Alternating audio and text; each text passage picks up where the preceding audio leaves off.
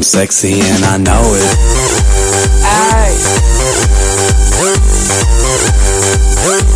I'm sexy and I know it. Check it out. Check it out.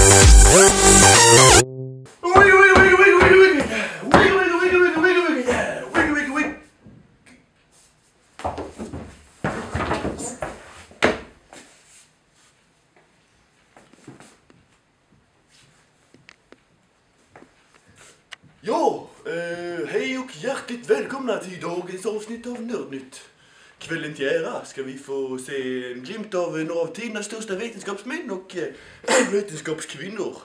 Jag kanske får lite djupare insikt i varför dessa herrar är alla våras förebilder.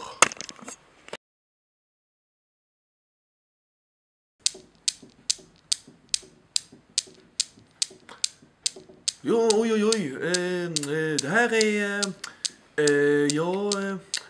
och ni får ursäkta va, ibland blir jag lite uppslukad av fysikens under och drömmer helt enkelt bort till andra världar. Men hur som helst, nu ska vi gå vidare till aftonens 2 sista vetenskapsmän. Och nu sa jag lite för mycket till och med, för det är inte 2 vetenskapsmän utan det är en man och till alla våra förvåning också en kvinna. De är ett par till och med och de heter herr och fru Curie. Om vi ska gå vidare till Pierre Curie då, så föddes han i Paris i Frankrike 1859.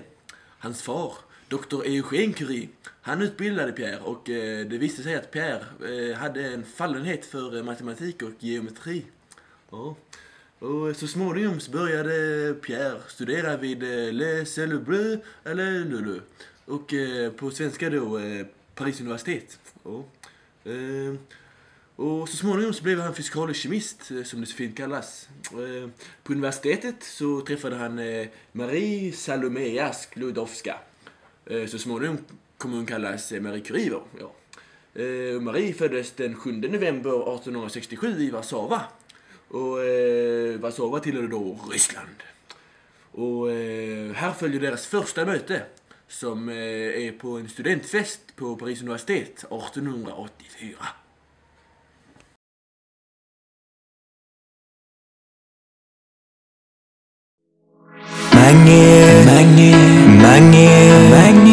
Mange ger dig allt du vill ha. Mange ger dig allt du vill ha. Mange ger dig allt du vill ha.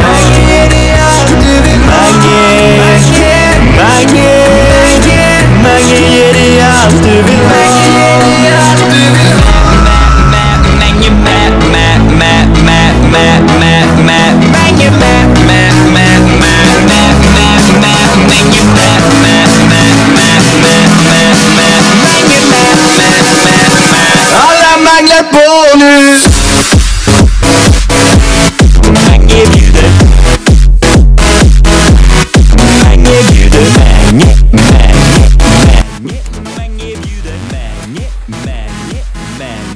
Mange bjuder. Finns det läsk?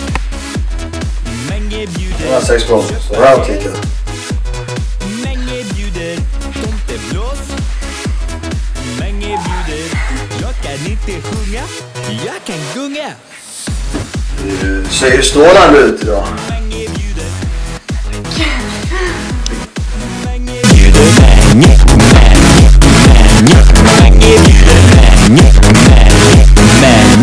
Mange bjuder.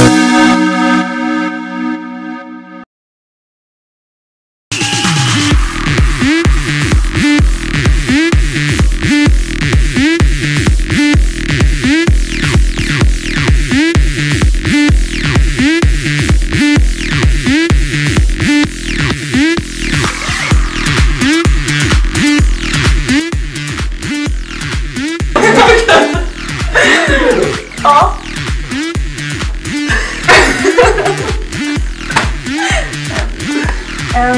De som är lite unga hem för lite experiment. Damn.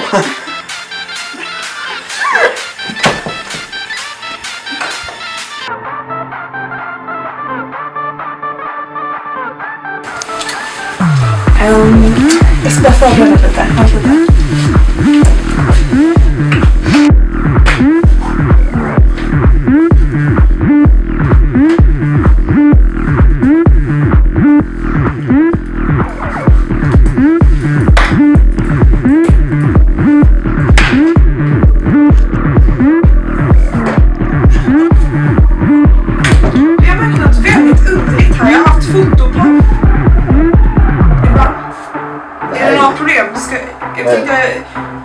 Tror vi skulle... Nej.